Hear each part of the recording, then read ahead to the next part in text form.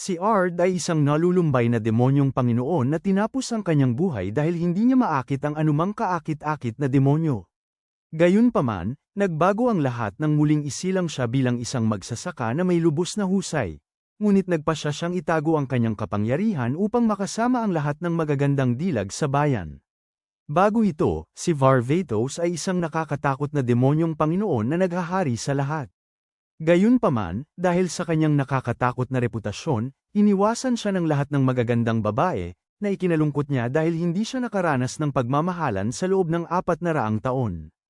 Kaya, isang araw dahil sa kalungkutan, nagpasya si Varvatos na tapusin ang kanyang buhay, at habang siya ay namamatay. Ninais niya na sa susunod niyang buhay ay ipanganak siya bilang isang ordinaryong tao. Ang balangkas, tinanggap ng Diyos ang kanyang huling hiling at muling binuhay si Varvatos sa medieval na Ohio, kung saan siya ngayon ay nabubuhay bilang si Ard kasama ang tila ordinaryong mga magulang. Gayunpaman, naalala niya ang halos buong buhay niya bilang si Varvatos, at dahil doon, likas siyang magaling sa mahika at martial arts. Pagkatapos, isang araw, tinanong siya ng kanyang mga magulang kung mayroon siyang anumang pangarap ngayong isa na siyang ganap na may edad. Ngunit dahil siya ay isang talunan na walang kasanayan sa pakikisalamuha, sinusubukan niyang makipagkaibigan muna sa ilang pangit na lalaki mula sa kanilang kapitbahayan. Gayunpaman, sa halip na direktang lapitan sila, pinapanood sila ni Ard mula sa kanyang bintana, umaasang lalapitan siya nila. Ngunit lahat sila ay nasindak at tumakbo palayo, naiwang nalungkot si Ard. Ayaw sumuko, pumunta si Ard sa palengke at sinubukang suyuin ang isang maliit na baddie, ngunit nauwi sa matinding pagtatae dahil sa labis na kaba. Nang makita siya ng mga babae na nakakuyakoy, nairita sila at lumayo ng malayo sa kanya.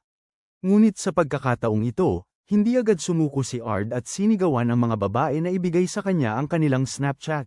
Ngunit ang kanyang desperasyon ay nagtutulak lamang sa kanila upang mas mabilis na tumakbo.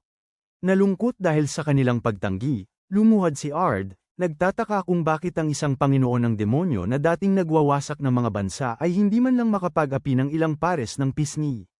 Nang gabing yun, umupo si Ard sa kanyang balkonahe, lubog sa kalungkutan, nang lapitan siya ni Mayor Olhide at tanungin kung bakit siya mukhang malungkot. Inamin ni Ard na hindi siya makagawa ng mga kaibigan, kaya sinabi ni Olhide sa kanya na matuturuan niya ito ng simpleng paraan na gagawa sa kanya na maging si Mr. Popular.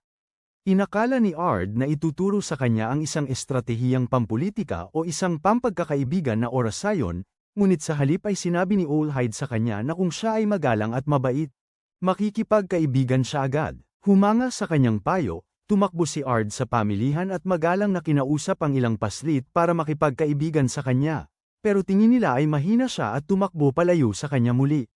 Galit na galit dahil dito, pumunta si Ard sa kagubatan para magpalamig at sa huli ay inilabas ang galit niya sa ilang halimaw.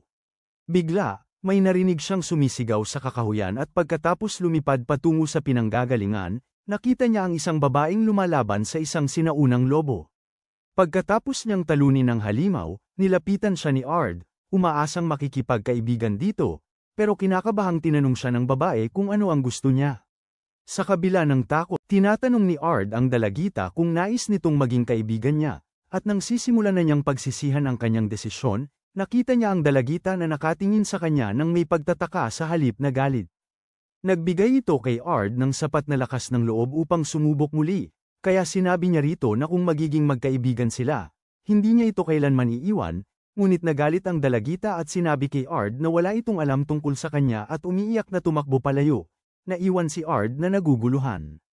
Hinabol niya ito, nakita ni Ard ang dalagita na yakap-yakap si Olhide at nalaman niyang si Irina pala ito, ang anak ni Olhide. Dahil matalik na magkaibigan ang kanyang mga magulang sa alkalde, iniisip ni Ard na ito ay tadhana at nagpas siyang makipagkaibigan kay Irina. Hinahabol niya ito araw-araw na parang isang mapang istorbong tao, ngunit patuloy itong umiiwas sa kanya sa loob ng ilang araw. Sa kaarawan niya, binigyan niya ito ng isang malaking pumpo ng bulaklak, ngunit labis na nainis si Irina kaya ginamitan niya ng apoy na salamangka si Ard at binago ang buong lahi nito. Isang gabi, nakita ni Ard si Irina na nilalabanan ang ilang halimaw at sinabi sa kanya na ihahatid niya ito pauwi, ngunit tinawag niya itong nakakapagtaka at tumakbo palayo. Muling nabigo, umuwi si Ard kaya makapag-ensayo sa kanyang Riz, ngunit bigla siyang nakarinig ng mga sigawan mula sa malayo. Nagmamadaling lumabas, nakita ni Ard ang isang grupo ng mga goblin na nanggugulo sa nayon habang pinipigilan sila ng kanyang ama.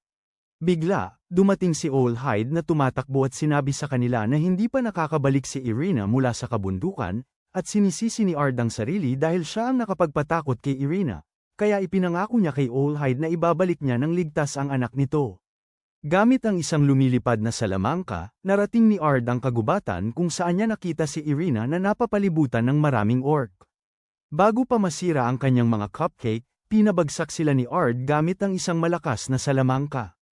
Kapag sila ay lahat patay na, sinuri ni Ard si Irina, ngunit sa halip na magpasalamat kay Ard, sinabi niya rito na dapat ay hinayaan na lang siyang mamatay dahil siya ay malungkot at miserable.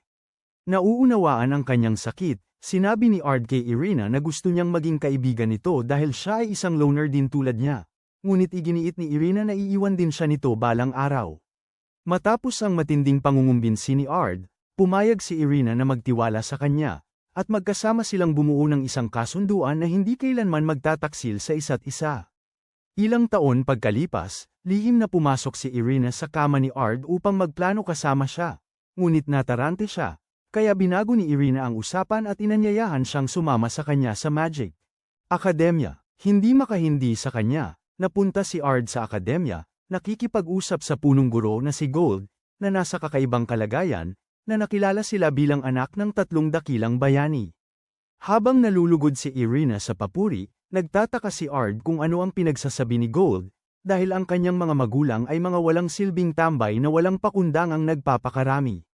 Pagkatapos, sinabi ng matandang si Gold kina Ard at Irina na exempted sila sa entrance test dahil narinig niya kung paano nila natalo ang isang hukbo ng mga goblin. Naalala ni Ard ang gabing yun at naaalala na sinabi niya kay Irina na sabihin sa lahat na natalo nila ang mga goblin.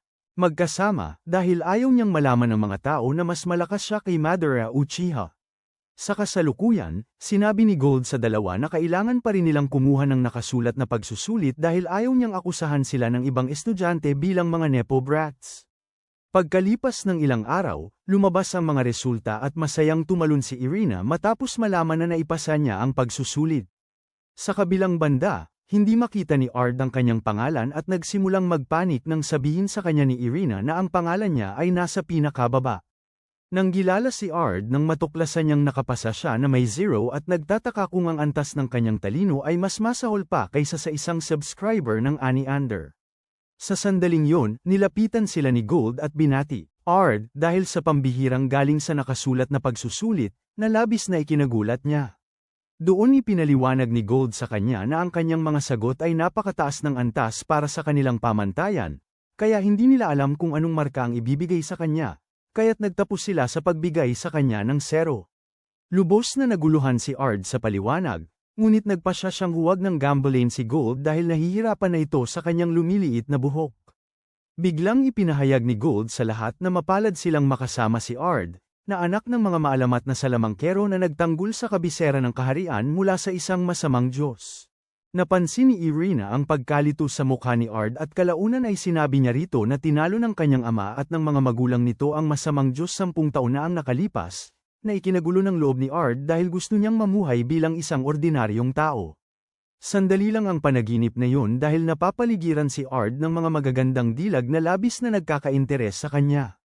Ikinagulo ito ng loob ng ilang mayayamang pasaway sa kanyang klase, ngunit sa halip na labanan siya, ibinunto nila ang kanilang galit sa isang succubus na nagngangalang Genie. Bago pa makialam si Ard, sinabi ni Irina sa mga nang-aapi na pakawalan si Genie. Nagpakilala ang pinuno ng grupo bilang si Spencer at sinabi kay Irina na kaya niyang gawin ang kahit ano. Ang gusto niya kay Genie dahil nagsisilbi ito sa kanyang pamilya. Naiirita sa kayabangan ni Spencer, sinabi ni Ard na humingi ito ng tawad kay Genie, ngunit sinabi ni Spencer kay Ard na hihingi lamang siya ng tawad kay Genie kung matatalo niya ito sa isang duelo. Biglang may isang magandang babae na may malalaking dibdib ang pumasok at tinanong sila kung bakit may kaguluhan sa kanyang klase. Nang hindi lumilingon, agad na nakilala ni Ard ang boses bilang si Olivia, ang kanyang dating general mula pa noong siya ang Demon Lord. Takot si Ard na makikilala siya ni Olivia, ngunit sa kabutihang palad, Sinabi lang ni Olivia na narito siya para subaybayan ang duelo. Ilang sandali pa, lumabas sila, ngunit si Ard, nagsimulang magtaka kung paano niya tatapusin ang mga bagay-bagay nang hindi nalalantad. Samantala, ang lahat ng tao sa pulutong ay tumaya laban kay Ard dahil kilala si Spencer bilang pinakamalakas sa kanilang batch. Habang nagsisimula ang laban, hindi nag-aksaya ng oras si Spencer at nagpakawala ng bolang apoy patungo sa kanya, ngunit casual itong hinaranggan ni Ard gamit ang isang simpleng harang, na para bang wala lang ito. Dahil sa pagkadismaya, nagpakawala si Spencer ng mas malaking bolang apoy, ngunit muli, pinawalang saysay ito ni Ard at tinanong si Spencer kung bakit siya labis na nagmamayabang gayong pangit, walang talento, at walang silbi siya. Dahil sa kahihiyan, sinabi ni Spencer kay Ard na gagamitan niya ito ng matinding init gamit ang isang spell na tinatawag na Giga Flare, na nagpatakot sa lahat sa dami ng tao at nag-iwan kay Irina na nag-aalala. Habang isinasakatuparan ni Spencer ang spell, si Ard ay kumukuha ng aura sa pamamagitan ng pagtayo sa harap ng apoy. Pagkatapos, sa isang kaway ng kanyang kamay, pinatay niya ang apoy at sinabi kay Spencer na ipapakita niya ang tunay na Giga Flare. Dahil doon, lumikha siya ng buhawi ng apoy, na pumilit kay Spencer na tanggapin ang pagkatalo. Pagkatapos ng labanan, walang emosyong sinabi ni Ard kay Spencer na kung muli itong manggugulo, bababayan niya ang ina nito at bibigyan nito ng anak na hindi magiging talunan na tulad niya. Sa puntong yon, hinarap ni Olivia si Ard, tinatanong kung gumamit ba siya ng dalawahang spell sa labanan. Nang casual na kumpirmahin ito ni Ard, nagulantang ang pulutong at napasinghap, tinitingnan siya na para bang isa siyang nilalang na may pambihirang kapangyarihan. Habang natataranta, sinabi ni Ard sa lahat na ang double cast ay napakakaraniwan, ngunit sinabi ni Olivia sa kanya na sa panahong ito, ang isang simpleng double cast ay tinuturing na nawawalang kakayahan na kahit ang mga pinakamagaling na salamangkero ay hindi magawa. Natakot si Ard na baka matuklasan ni Olivia ang katotohanan, ngunit tinalikuran niya ang usapan sa pagsasabi kay Ard na malalaman niya ang tungkol sa kanyang lihim sa tamang panahon. Ilang oras pagkatapos, sinabi ni Olivia sa lahat na maggrupo dahil magkakaroon sila ng misyon sa labas. Muli, napapalibutan si Ard ng mga sabik na gustong sumama sa kanyang grupo. Gayunpaman, nang makita ni Irina si Ginny na nag-iisa, naisip niyang isama ito sa kanilang pangkat dahil siya lang ang babaeng hindi mukhang may ibang pakay kay Ard. Matapos magpakilala, dinala ni Olivia ang lahat sa piitan, kung saan sinabi niya sa kanila na simple lang ang misyon, kailangan lang nilang mangaso ng isang itim na lobo. Ngunit nagsimulang magpanik ang lahat dahil ang itim na lobo ay isang halimaw na may ranggong ilang sandali ang lumipas, nakasalubong ni Ard at ng kanyang koponan ang itim na lobo. Habang si Ginny ay nagpapanik at nabuwal sa kanyang upuan, madaling natalo ni Ard at Irina ang halimaw. Nalungkot si Ginny dahil sa pagiging walang silbi, kaya siya humihingi ng tawad sa dalawa dahil pinabagal niya sila. Pagkatapos ay sinabi ni Ard kay Ginny na maaari siyang bigyan ng mga aralin na makakatulong sa kanya para bumuti, na ikinagulat ni Ginny dahil pakiramdam niya ay hindi siya karapat-dapat sa oras ni Ard. Napansin ang pag-aatubili niya, tiniyak ni Irina kay Ginny na nasa mabuting kamay siya. Sa wakas, nilakasan ni Ginny ang loob niya at humingi ng tulong kay Ard. Nasiyahan dito, nagpakita si Ard ng isang maliit na spell ng apoy, ngunit nang magkamali si Ginny sa una niyang pagtatangka, tinawag niya ang sarili na walang kakayahan, at napagtanto ni Ard na mahirap tulungan si Ginny dahil nawala ang lahat ng kumpiyansa niya matapos siyang inapi ni Spencer. Upang palakasin ang kanyang loob, tinuruan ni Ard si Ginny ng script magic, kung saan ang gumagamit ay maaaring magpaandar ng anumang spell gamit ang mana sa atmosfera.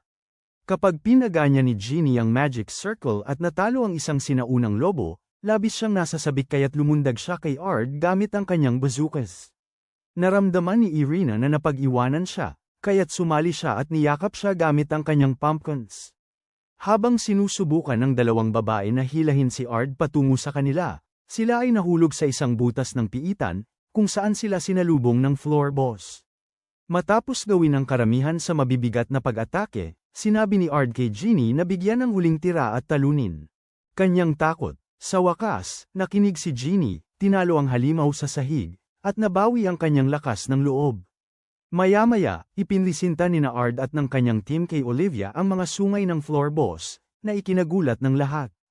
Gayunpaman, sinabi ni Spencer kay Ginny na marahil ay ipinagyabang niya ang kanyang labis na pang-akit kay Ard sa buong misyon. Sa halip na palampasin ang insulto, sinabi ni Ginny kay Spencer na umalis na ito, at sumama sa kanya si Irina sa pamamagitan ng pagsisilid kay Spencer sa isang basurahan. Habang masaya ang mga babae, ngumiti si Ard hanggang sasabihin ni Olivia na kailangan nilang magkaroon ng mahabang pag-uusap. Kinabukasan, sinabi ni Gold kay Ard, upang lumahok sa kaganapan ng labanan ng mga estudyante, na pangangasiwaan ng Reyna, ngunit mabilis na tinanggihan ni Ard ang alok, dahil ayaw na niya ng mas maraming gulo sa mga fat shogs. Ibig kong sabihin, kay Olivia. Dahil dito, nagmakaawa si Gold kay Ard na magbago ng isip, ipinahayag na gusto niyang makakuha ng pondo mula sa Reyna sa pamamagitan ng pagpapakita ng mahusay na pagganap. Nagbuntong hininga si Ard at nag-aatubiling sumang-ayon na tumulong, dahil naniniwala siya na dapat gamitin ang mahika upang mapabuti ang buhay. Humanga sa kanyang mga salita, lumapit si Olivia kay Ard at sinabi sa kanya na matagal na panahon na ang nakalipas, may sinabing katulad nito ang kanyang kapatid na Hangal, ngunit dahil binura niya sarili nang hindi sinasabi sa lahat, hindi niya ito mapapasalamatan sa lahat ng mahahalagang aral. Iniwas ni Ard ang tingin dahil hindi niya nagustuhang mabrozo ng isang kaakit-akit na babaeng may malalaking dibdib. Pagkatapos sabihin ni Olivia kay Ard na babantayan niya ito sa event, nag-alala si Ard dahil ayaw niyang may some air sa normal niyang buhay kasama si Irina. Sakto namang patakbong lumapit si Ginny kay Ard, at agad siyang guminhawa pagkakita sa pagtalbog ng kanyang dibdib. Sa kanyang pagkagulat, inaya siya ni Ginny na mag-date.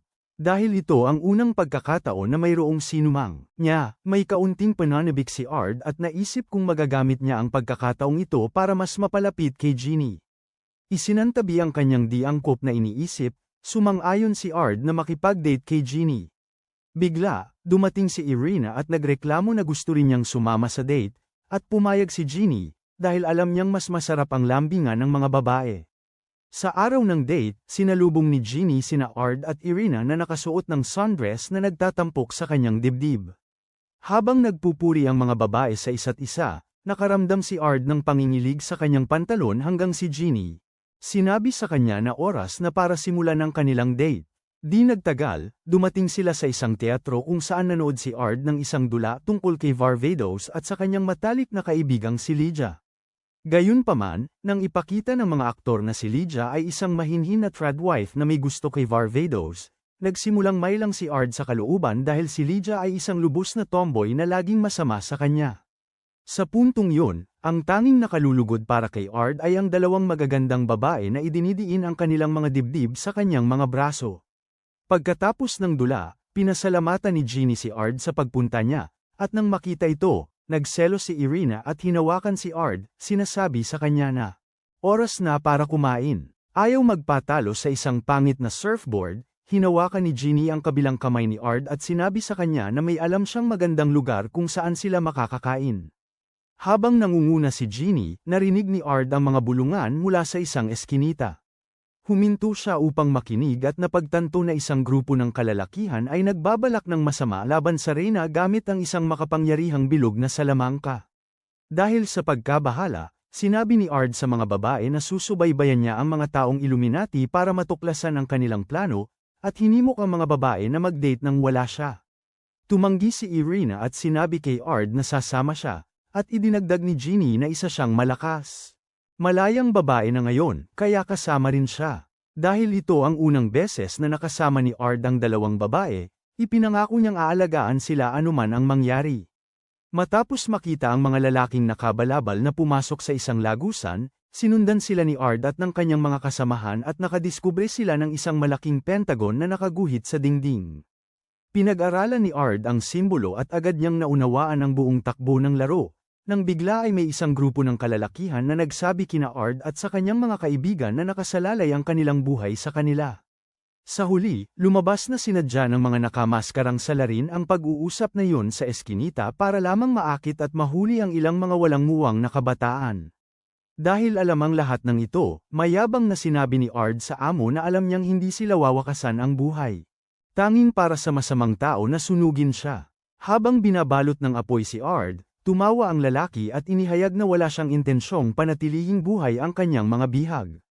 Ngunit nang makita niyang casual na nakatayo si Ard sa apoy, tumigil siya sa pagtawa at tinanong siya kung bakit hindi pa siya patay. Nagpaltik si Ard ng kanyang mga daliri, pinawi ang mga apoy, at sinabi sa Hangal na ang kanyang mga salamangka ay masyadong mahina para burahin siya. Matapos sirain ang Pentagon, tinamaan ni Ard ng mahika ng kuryente ang mga talunan ngunit iniwan ang pangunahing pinuno na buhay. Sinubukan ni Ard na interogahin siya, ngunit nagbago ang anyo ng Hangal at naging isang demonyo at lumikha ng pagsabog ng kidlat upang tumakas mula sa pinangyarihan. Nang sabihin ni Ard sa mga babae na susundan niya ang demonyo, sinabi nila sa kanya na huli na ang lahat paglabas nila mula sa lagusan. Tiningnan sila ni Ard na tila napakababaw ng kanilang pag-iisip bago niya gamitin ang salamangka ng paglipad. Habang nagsisimula siyang lumipad, naiwan sina Irina at Ginny na gulat, nagtataka kung kailan nagkaroon ng bird update ang mga tao. Samantala, hinabol ni Ard ang demonyo at natagpuan itong naghahasik ng kaguluhan sa lungsod sa pamamagitan ng pagpigil sa isang babae. Habang natataranta ang lahat, pinakalma sila ni Ard na siya ang anak ng mga salamangkero na nagligtas sa kanilang kabisera ng kaharian, kaya hindi niya hahayaang saktan ng sinuman ang kanilang payapang buhay. Habang nagsisimulang huminahon ng lahat, ginagamit ni Ard ang mahika ng ilusyon para iligtas ang bihag bago pakawalan ang isang spell na tinatawag na Flash of Babel, na lumipol sa demonyo. Matapos ang labanan, pinuri ng mga sibilyan si Ard bilang lokal na bayani, na nagbigay sa kanya kalaunan ng pagkakataong humarap sa mahal na reyna. Hindi tulad ni Ginny at Irina, kinatatakutan ni Ard ang humarap sa reyna dahil ang buong layunin niya ay iwasan na mapansin ng sinuman, ngunit sa ilang kadahilanan, hindi niya mapigilan ang pagiging astig. Nang nakaluhod sa harap ng reyna, sinulyapan ni Ard ang kanyang tindig at nakaramdam ng matinding pagkaakit sa kanya. Sakto naman, casual na tinawag ni Irina ang reyna na Rosie, na ikinagulat ng buong korte dahil masamang ugali ang tawagin ang reyna sa kanyang pangalan noong ipinanganak. Ngunit, sinisiguro ni Rosie sa lahat na ayos lang, dahil si Irina ay isang napakamamahal na kaibigan niya. Naramdaman ni Ard ang titig ni Rosie sa kanya at nagtaka kung anong ugali ang dapat niyang ipakita sa reyna nang bigla siyang utusan nitong patabain ang kanyang maharlikang hardin. Nagulat si Ard, tulad ng buong korte, dahil walang inaasahang hihilingin ng reyna ang isang pabor na ganoon kalapit o kaiya-hiya. Pagkatapos ay nagsimula siyang tumawa at sinabi sa lahat ng April Fools. Ang paghihiganti ng reyna, nakahinga si Ard ng maluwag bago ipahayag ni Rosie na ipo-promote niya siya upang maging isang mage ng klase Pentagon. Napansin ng mapanghusgang reaksyon ng mga tao, mapagpakumbabang tinanggihan ni Ard ang promosyon at sinabi kay Rosie na sa halip ay dagdagan ng pondo ng kanyang akademya bilang angkop na gantimpala. Sa kasamaang palad, ang magalang na pag-uugali ni Ard ay lalong nakaakit kay Rosie sa kanya, kaya ipinahayag niya na ipagkakaloob niya sa kanya at kay Irina ang Pentagon status, kasama ang pondo para sa akademya. Gayunpaman, kailangan nilang sumali sa isang espesyal na puwersa na direktang sumasagot sa kanya. Makalipas ang ilang araw, nakatanggap muli si Ard ng pagtatapat mula sa isang pangit torta. Pagkatapos niyang tanggihan ito, ang babae ay biglang nawala sa sarili at sinubukang bastyusan siya. Ngunit sa kabutihang palad, dumating si Irina at itinaboy siya. Nang tangkain ni Ard na pasalamatan si Irina, tiningnan lang niya ito ng masama bago lumakad palayo. Samantala, sa opisina ng punong guro, binabati ni Instructor Jessica si Gould sa pagkakaroon ng mas maraming pondo mula sa reyna, ngunit malungkot niyang sinabi rito na gusto talaga niyang sumali si Ard sa kaganapan ng labanan ng mga mag-aaral. Nang tanungin ni Binibini Mellons kung bakit siya interesado kay Ard, ipinaliwanag ni Gould na gusto niyang gawin itong isang instruktor sa akademya. Subalit, dahil ang lahat ng staff ng Highborn ay tutol sa isang karaniwang tao na kumuha ng tungkuling yon, umasa siya na kung mapatunayan ni Ard ang kanyang kakayahan sa panahon ng kaganapan, maaaring makumbinsi niya ang lahat. Matapos siyang pakinggan, sinabi ni Jessica kay Gould na ipaubaya sa kanya ang bagay na ito. Makalipas ang ilang oras, si Ard ay nasa kanyang dormitoryo, iniisip si Irina at ang mga pagbabago-bago ng kanyang kalooban. Nang kumatok si Ginny sa kanyang pinto, sinabi ni Ard na pumasok siya, at pagkapasok, ipinakita ni Ginny sa kanya ang bago niyang kasuotang panloob. Ngunit dahil mas mahina ang utak ni Ard kaysa sa isang lalaking may sobrang chromosome, sinabi niya kay Ginny na magkakasakit siya sa lamig sa suot niyang iyon.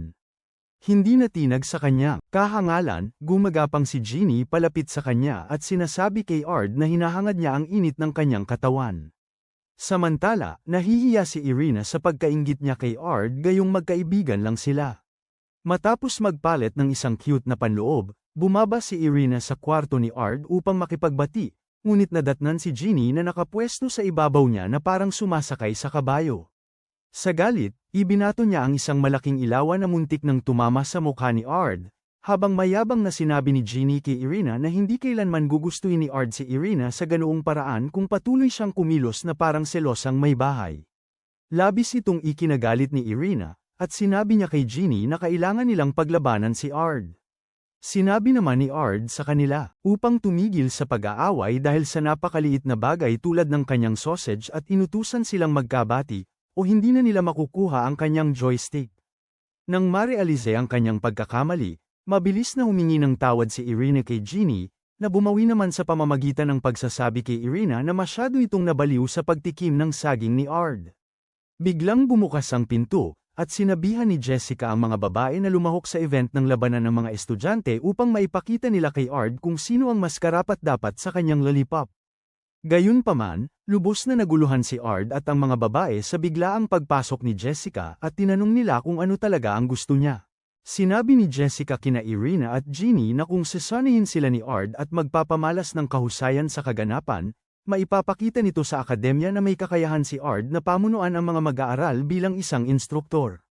Nabigla si Ard dito at pinaalalahanan si Jessica na hindi siya nagpatala para maging guro. Ngunit sinabihan siya ng Sweet Buns na tumahimik dahil kailangan ng kanilang akademya na salat sa budget ang isang mahusay na salamangkero na tulad niya. Bamaling muli sa mga babae, sinabi ni Jessica na lumahok sila, ngunit sinabi ni Irina na hindi siya sigurado, kaya sinabi ni Jessica na kung lalahok sila, makakasuot si Ard ng isang napakagandang uniforme para sa mga instruktor. Dito, sinabi ng dalawang babae kay Jessica na hindi lamang sila lalahok, kundi gagawin din nila ang kanilang makakaya. Sa araw ng kaganapan, nalaman ni Ard na ang kanyang mga magulang at si Olhaid ang magiging mga hurado para sa paligsahan. Matapos ang unang laban, tinawag si Irina para sa kanyang duelo. Habang papunta siya sa ring, lihim na umaasa si Ard na matatalo siya upang hindi siya mapilitang maging guro. Sa sandaling magsimula ang laban, muntik nang matalo si Irina, ngunit nang makita niya si Ard, ipinagpalagay niya na sinusuportahan siya nito at muling nabawi ang kanyang kumpiyansa. Sa pag-activate ng kanyang mga magic circle, binigwasan niya ang kanyang kalaban at nakamit ang panalo na nagpakagulo sa mga manunood sa tuwa. Paglabas niya, nakasalubong niya si Jeannie, na malapit nang magkaroon ng sarili niyang laban, at binati nila ang isa't isa ng swerte. Mula roon, pareho nilang dinaig ang kanilang mga kalaban at tuloy-tuloy na umakyat sa mga ranggo, hanggang sa makarating sa finals bilang ang huling dalawang maglalaban. Bago pa ang laban nina Irina at Jeannie, binal ika ni Olhaid ang nakaraan nang nahihirapan ang kanyang anak na bumuo ng tunay na koneksyon. Pagkatapos, dumating si Ard at ipinakita kay Irina na ayos lang na ibaba ang kanyang depensa. Sa wakas, malapit nang magsimula ang pinakahihintay na tunggalian, nang biglang ang isang grupo ng mga lalaking nakabalabal na nakaupo sa karamihan ay naging mga demonyo at sinira ang buong arena. Agad na kumilos si Ard, habang si Olivia, Jessica, at ang mga matatanda ay nagpas siyang suportahan siya. Kasabay nito, sinusubukan nina Irina at Jeannie na manatili sa kanilang pwesto laban sa mga pangit na demonyo. Bigla, isang demonyo ang dinaganan si Jeannie sa lupa, ngunit mabilis siyang ginapi ni Irina at lumapit para tulungan siya nang biglang lumitaw ang isang golem sa harap nila. Sa kabila ng takot, ginawa nina Irina at Jeannie ang kanilang makakaya upang paalisin ang golem, ngunit halos wala man lang epekto ang kanilang mga atake rito. Sa kabutihang palad, dumating si Olhaid at sinabihan ang mga babae na ipaubaya na lang sa kanya ang lahat. Gamit ang malakas na mahika ng hangin, inyaangat ni Olhaid ang golem sa ere at ibinagsak ito bago. Ganap na dinurog ito sa pamamagitan ng matinding puwersa. Habang kumakalat ang alikabok, ipinagmamalaki ni Irina kay Jeannie kung gaano kahusay ang kanyang ama nang biglang sinaktan ng malubha ni Jessica si Olhaid, dahilan upang mawalan ito ng malay at bumagsak sa lupa. Nanlaki ang mga mata ni Irina sa takot habang siya ay nagmamadaling lumapit sa kanyang ama samantalang tinanong ni Jeannie si Jessica kung bakit niya ginawa ito. Dinilaan ang kanyang kamay na may bahid ng dugo, inihayag ni Jessica na ang kanyang tunay na pangalan ay Elzard, ang hari ng mga dragon, at narito siya para kay Irina. Matapos na matinding pinagtaksilan, inaktibo ni Ginny ang kanyang pinakamalakas na orasayon at sinabi kay Irina na tumakbo habang kaya pa niya. Bamantong hininga si Elzard nang makita ang melodrama bago talunin si Ginny sa isang iglap gamit ang isang salamangka. Bago pa matapos ni Elzard ang buhay ni Ginny, sinabi ni Irina kay Elzard na sasama siya sa kondisyong iiwan niya ang kanyang kaibigan na buhay, at tinanggap ni Elzard ang kanyang kondisyon. Hinawakan ni Elzard si Irina at inilabas ang kanyang malalaking pakpak bago lumipad palayo. Pagkaraan ng ilang sandali, natagpuan ni Olhaid ang kanyang sarili sa klinika habang ginagamot siya ni Ard. Nang mapagtantong gising na siya, tinanong siya ni Ard kung ano ang nangyari, at malungkot niyang inihayag na sa pilitang dinala ni Elzard si Irina. Ikinagulat ng lahat ang pangalan habang sinasabi ni Gold kay Ard na si Elzard ang parehong dragon na sumire sa Imperial Capital ilang taon na ang nakalipas. Pagkatapos ay ipinahayag ni Ard na ililigtas niya si Irina at agad siyang sinalubong ng pagtutol mula sa lahat dahil ang kapangyarihan ni Elzard ay kilalang kayang makipagsabayan sa mga masasamang Diyos. Gayunpaman, dahil hindi maaaring ibunyag ni Ard kung gaano siya kalakas, sinabi niya sa kanila, "Pagkatiwalaan niyo ako, mga kaibigan." Matapos marinig yun, tiyak ang lahat na kayang iligtas ni Ard si Irina, kaya dinala siya ni Olhaid sa Royal Treasury at sinabihan siyang gamitin ito ng walang tanong-tanong. Sa kabila ng pagkalito, sumang-ayon si Ard at pumasok sa loob, habang ang kanyang ama, si Jack, ay tinanong si Olhaid kung kailan niya sasabihin kay Ard ang totoo tungkol sa kanya at kay Irina. Nagkaroon si Olhaid ng isang flashback kung saan labis na nalulumbay ang kanyang anak, kaya sinabi niya kay Jack na hindi niya magawang sabihin kay Ard ang totoo, dahil ayaw niyang mawala ng kaisa-isang kaibigan si Irina. Kung sabagay, napipiit si Irina sa loob ng madilim na mansyon ni Elzard. Nang tanungin ni Irina kung ano ang gusto niya, ibinunyag ni Elzard na kailangan niya ang dugong dumadaloy sa kanyang mga ugat upang ibalik ang isa sa mga masasamang Diyos na nakatatakan sa ibang dimensyon. Pagkatapos ay nakita ni Irina ang isang pangit na halimaw sa tabi niya, at sinabi sa kanya ni Elzard na siya ay upang ialay siya sa halimaw para sa ritual. Nang tanungin ni Irina kung bakit niya ginagawa ang lahat ng kakaibang gawaing ito, buong pagmamalaking ibinunyag ni Elzard na siya ay isang hater na galit dahil lamambat ang mundo. Doon nalaman ni Irina na ang pangit na babaeng ito ay marahil hindi nakatanggap ng rosas noong araw ng mga puso at nawawala sa sarili dahil doon. Buong pagtitiwala niyang sinabi kay Elzard na ililigtas siya ni Ard at pipigilan siya sa paglikha ng kaguluhan sa mundo. Sumagot si Elzard na kapag nalaman ni Ard ang sikreto niya, tiyak na kamumuhian siya nito dahil wala siyang pinagkaiba sa isang halimaw. Habang unti-unting namamatay ang pag-asa sa loob ni Irina, ngingisi si Elzard at nagpahayag na oras na para sa ritual. Sa Kapitolyo naman, nakabihis na si Ard para sa kanyang misyon at aalis na sana nang lapitan siya ni Ginny. Alam ni Ard na magpilit na naman ito na gustong sumama, kaya mabilis niyang sinabi kay Ginny na huwag na munang sumama. Sa kasamaang palad, sinabi pa rin ni Ginny na gusto niyang sumama dahil isinakripisyo ni Irina ang sarili niya para protektahan siya. Gayunpaman, nawalan ng pasensya si Ard at sinabi kay Ginny na pumunta sa kusina at gawan siya ng sandwich, dahil pagkatapos niyang magawa yon, nasagip na niya si Irina. Habang nagsisimulang umiyak si Ginny, inaktibo ni Ard ang kanyang kakayahang lumipad at sinabing, "Paalam na." Samantala, sa kastilyo ni Elzard, ang halimaw ay kakaibang lumapit kay Irina at sinimulang dikitan ang kilikili nito, isang bagay na hinding-hindi ninyo mararanasan, kayong mga talunan. Bigla na lang, ang halimaw ay nagliyab sa apoy, ikinagulat ng lahat. Pagkaraan ng ilang segundo, bumaba si Ard mula sa langit at sinabi kay Elzard na papawiin niya ito at ang mga pangit nitong alipores mula sa ibabaw ng mundong ito. Pagkasabi niyon, inaktibo ni Ard ang isang 9 cast, na nagpatalsik sa lahat ng demonyo. Pagkatapos ay pinalaya niya si Irina mula sa pagkakagapos at humingi ng paumanhin sa pagdating ng huli.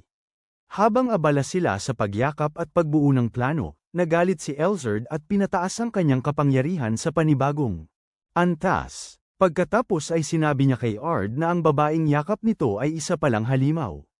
Lumabas, ang apelyido ni Irina ay Laval, at siya ang tunay na prinsesa ng mundong ito dahil siya ang inapo ng mga masasamang Diyos na minsang namuno sa mundo.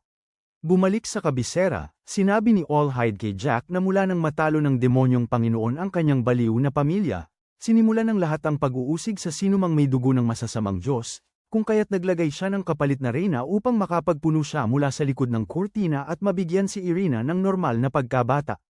Matapos malaman ni Ard ang katotohanan, sinabi niya kay Elzard na wala siyang pakialam. Kung si Irina ba ay inapo ng masasamang Diyos o mismo ang sagisag ng kasamaan dahil para sa kanya, siya ay isang sinag ng araw pagkatapos ng bagyo.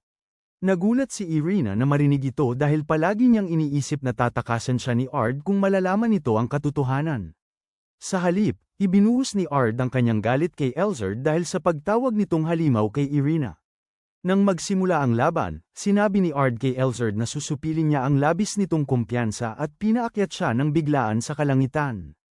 Sa pag-aakalang tapos na ang labanan, niyakap ni Irina si Ard nang mapansin nila ang isang bagay na kumikinang sa likod ng mga ulap. Sa sumunod na sandali, nagbago ang anyo ni Elzard. Nagiging isang malaking dragon, dahilan upang lumikha si Ard ng isang plasma barrier sa paligid niya at ni Irina. Pagkatapos ay sinabi niya kay Irina na ipikit ang mga mata nito habang ipinagtatanggol niya sila mula kay Elzard, si Di na desidido na sirain sila. Matapos bumigkas ng isang mantra, tinawag ni Ard ang espiritu ng pinakapinagkakatiwalaan niyang general, si Lydia, at ginawa itong isang maringal na espada. Parehong nabigla sina Irina at Elzard sa dami ng kapangyarihan ni Ard habang lumilipad siya at sinabi kay Elzard na tatalunin niya ito sa isang labanan sa himpapawid. Kinutya siya ni Elzard at sinabing hindi matatalo ang isang dragon sa kalawakan, ngunit hindi siya pinansin ni Ard at inactivate isang alpha code. Ngunit bago ang huling pagtama, sinabi ni Elzard kay Ard na sa takdang panahon, kamumuhian siya ni Irina dahil sa pagiging isang napakalakas na halimaw, at sa huli, mamamatay siya ng nag-iisa. Dahil sa kanyang nakaraan, napako si Ard sa kinatatayuan hanggang sa sinigawan siya ni Irina na talunin si Elzard, na nagpaliwanag sa kanya na hindi na siya nag-iisa. Kapag naabot na ng alpha code ang 100%, winasak ni Ard si Elzard at ang lupa sa ilalim nila. Pagkatapos ng labanan, sinabi ni Ard kay Lydia na bumalik sa loob ng kanyang kaluluwa, at tahimik naman itong sinunod ang kanyang utos. Habang bumababa siya pabalik sa lupa, tinanong niya si Irina kung magpapatuloy pa rin ba itong maging kaibigan niya. Sumagot si Irina sa ang karaniwan niyang masayang tono na magiging kaibigan niya siya habang buhay, ngunit sa totoo lang, natatakot siyang maiwan ni Ard dahil mahina siya samantalang siya ay kasing lakas ni Satoru. Ngunit sa halip na tumakas, nanumpa si Irina sa kanyang sarili na siya ay magiging malakas para buong pagmamalaki siyang makatayo sa tabi ni Ard. Samantala, sa kaibuturan ng isang piitan, ipinatawag ni Sylphie ang isang makapangyarihang espada at tinalo ang boss ng palapag, na nagtatapos sa kanyang 3 taon ng pagsasanay. Gayunpaman, biglang natigil ang kanyang pagdiriwang nang amuyin niya ang kanyang kilikili at mapagtantong amoy bulok na sibuyas siya. Nang walang pag-aalinlangan pa, bumalik siya sa nayon, para lang matuklasan na ito ay naging parang sinaunang London. Nagulat dito, nagtaka si Sylphie kung ano ang nangyari sa kanilang laban sa masasamang Diyos nang biglang isang nakamaskarang lalaki ang tumawag sa kanya sa pangalan at nagtanong kung may silbi ba ang kanyang 300 taong pagsasanay. Napansin ang gulat sa mukha ni Sylphie, tinanong ng lalaki kung alam niya na ang oras ay gumagalaw ng iba sa piitan na kanyang pinasukan. Nagpanggap si Sylphie na alam na niya ito at sinundan ang nakamaskarang estranghero. Tinanong niya pagkatapos kung paano siya kilala ng lalaki, kaya ipinaliwanag nito na dati siyang naglingkod sa demonyong Panginoon, si Varvatos. Ang pangalan ay nagdulot ang interes ni Sylphie mula nang ang kanyang ate, si Lydia, ay nagsilbi sa hari ng mga demonyo. Masigasig niyang hiniling sa lalaki na dalhin siya sa kastilyo ni Varvatos, ngunit sinabi ng lalaki sa kanya na patay na ito. Habang si Sylphie ay natigilan sa gulat, sinabi ng lalaki sa kanya na si Varvatos ay isinilang muli bilang isang batang lalaki na nagngangalang Ard, ngunit kasalukuyan itong namumuhay ng mapayapa upang maiwasan ang mga tungkulin ng hari ng mga demonyo. Nang marinig ito, si Sylphie ay labis na nagalit at itinakda ang kanyang sarili na maging istorbo sa buhay ni Ard. Samantala, sinabi ni Gold kay Ard at sa kanyang mga kasamahan na ang paaralan ay muling nag-ho-host ng isa pang kaganapan upang makakuha ng donasyon mula sa mga dayuhan. Bamantong hininga sina Ard at ang mga babae, alam na gusto ng matabang ito na mang-alap ng donasyon para makalipad siya sa Turkey para sa hair transplant. Sa pagpapatuloy, ibinunyag ni Gold na dahil papalapit na rin ang kanilang ika-100 anibersaryo, magtatanghal sila ng isang dula. Naging excited si Irina nang marinig ito, kaya hinikayat sila ni Gold na lumahok dito. Habang excited ang mga babae para dito, sinabi ni Gold sa kanila na sigurado siyang magiging hit ang kanilang dula dahil naging sikat na sikat si Ard sa masa. Biglang nalungkot ang tono ni Gold habang sinasabi niya kay Ard na nakatanggap sila ng sulat ng babala, na nagsasabing, ikansela ang dula. Nang makita ito ni Ard, natanto niya na ang liham ay gawa sa balat ng tao at ipinadala ng isang kilala bilang si Lars Algol. Pagkatapos ay hiniling ni Gold kay Ard na magpatrolya sa akademya dahil siya lamang ang may kakayahang talunin ang mga ganoong kasuklam-suklam na tao. Habang nagmumuni-muni si Ard, tiniyak ni Irina sa punong guro na aayusin ni Ard ang lahat, na nagpabuntong hininga sa kanya ng may pagkayamot. Dahil nasa patrol duty na siya ngayon, hiniling ni Ard kay Gold na magbuo ng grupo ng mga marangal na mandirigma na makapagbibigay sa kanya ng suporta. Tiniyak sa kanya ni Gold na tinatrabaho na yun ni Olivia, ngunit nagdulot lamang yun kay Ard ng dagdag na tensyon. Dahil alam niyang may balak si Olivia sa kanya. Nang maglaon sa klase, si Ard ay nagre-relax kasama sina Ginny at Irina nang biglang pumasok si Sylvie sa pinto, nagtatanong tungkol sa kanya. Habang sinusubukan niyang hanapin ito, si Ard ay natataranta sa kanyang paningin nang pinahinto siya ni Olivia at sinabing hindi pa rin siya nagbabago. Sumang-ayon si Ard kay Olivia, at nang makita siya ni Sylvie na tumatango, napagtanto niyang si Ard pala siya at inakusahan siyang tumatakas sa kanyang mga tungkulin bilang hari ng mga demonyo. Habang nagulat ang lahat, sinubukan ni Ard sabihin kay Sylvie na mayroon siyang pagkakamali, ngunit sinagot niya na ginawa niya ang kanyang pananaliksik. Mabilis na sinabi ni Olivia kay Sylvie na ipakita ang ebidensya, dahil ito ang magkukumpirma sa kanyang mga dati ng pagdududa. Samantala, nag-usap sina Ginny at Irina sa kanilang sarili na makatwiran nga na si Ard ang inkarnasyon ng Demon Lord dahil masyado siyang malakas para sa isang pangkaraniwang tao. Bigla, hinamon ni Sylvie si Ard na makipaglaban sa kanya, at kung mananalo siya, kailangan niyang sabihin ang totoo. Sa puntong ito, naiirita na si Irina sa kayabangan ni Sylvie, at sinabihan niya itong lumayo. Nang makita siya ni Sylvie, naalala niya ang kapatid niyang si Lydia, at nahihiya niyang tinanong si Irina kung bakit nakikisama siya sa isang talunan tulad ni Ard.